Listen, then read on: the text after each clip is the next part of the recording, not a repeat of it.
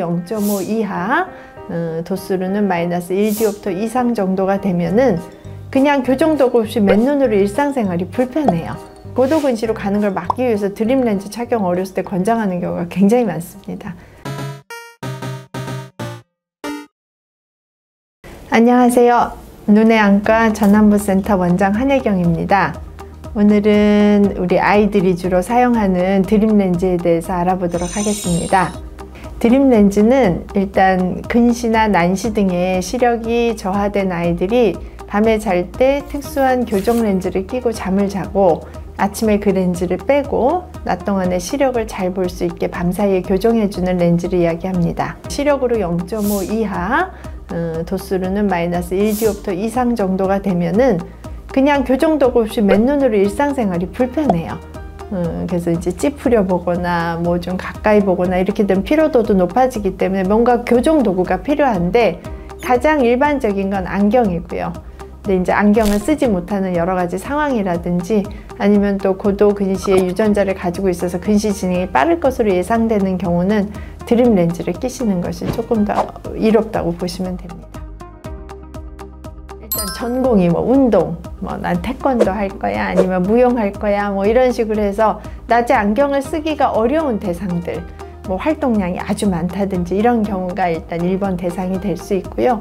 두 번째는 이제 아까도 잠깐 얘기했듯이 부모님이 고도근시 유전자를 가지고 있으면 아이들 근시는 굉장히 급속도로 진행을 합니다. 그러니까 처음 안경 써서 한 6개월 있으면 또 바꿔주고 계속 나빠지다 보면 이제 고도근시로 가게 되죠. 그러면 나중에 이제 20살이 돼서 라식하고 싶어, 라섹하고 싶어 했을 때도 또 수술 대상으로서 좀 부담이 큰 대상이 될 수가 있겠죠. 그래서 고도근시 유전자가 있는 경우에도 또 대상이 될 수 있고요. 세 번째는 또 부등시라 그래서 한쪽만 나쁜 경우가 간혹 있어요. 근데 이제 한쪽이 시력이 좋다 보니까 이 친구는 주로 한쪽만 자꾸 사용하게 되고 한쪽이 나쁘니까 안경을 맞춰주죠. 의료적으로는 양눈을 같이 사용하는 게 가장 좋기 때문에 안경을 맞춰주는데 안경을 잘 안 쓰려고 그래요. 한쪽이 잘 보이니까 또 안 쓰는 경우도 있고 또 안경이 차이가 많이 나는 도수는 안경이 어지럽습니다. 그래서 부등시 같은 경우는 이제 한쪽만 드림 렌즈를 착용하면 안경 없이 두 눈 다 균형 있게 잘 볼 수 있으니까 좋은 대상이 될 수 있습니다.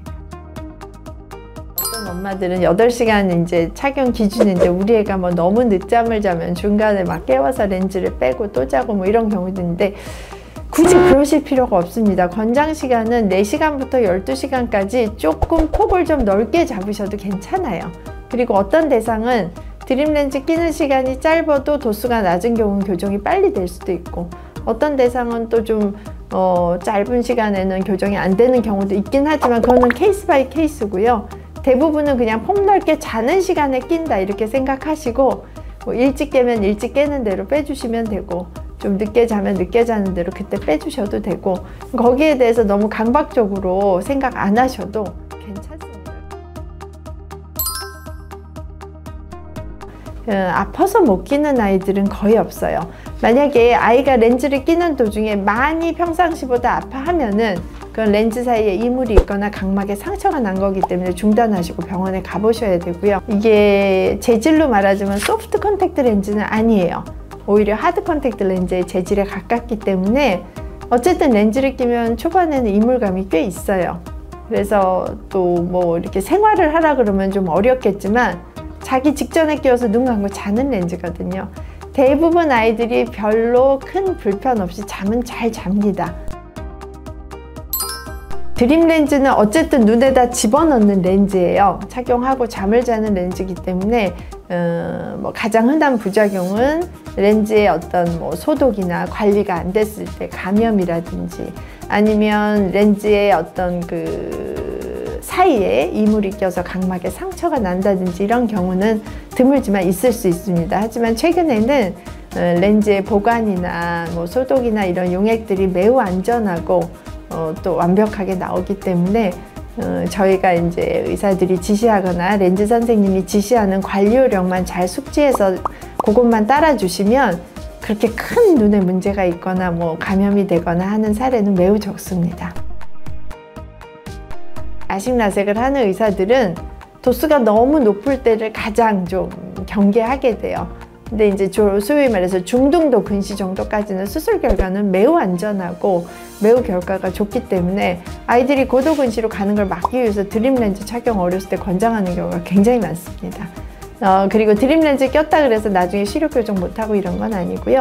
대신 이제 렌즈에 의한 영향이 각막의 어떤 모양을 살짝 변형시켜 놓기 때문에 적어도 한 달 정도는 드림 렌즈를 빼고 그 다음에 이제 각막의 지형도 망곡도라는 검사들이 있어요. 그런 검사에서 각막이 소위 말해서 다 펴졌다, 제각막으로 돌아왔다, 렌즈 영향이 없다라고 판단되면 그때는 수술을 하실 수 있습니다. 자, 궁금한 점이 있으시면 편하게 댓글로 남겨주시면 되고요. 내용이 마음에 드셨으면 구독, 좋아요, 알람 설정 부탁드립니다.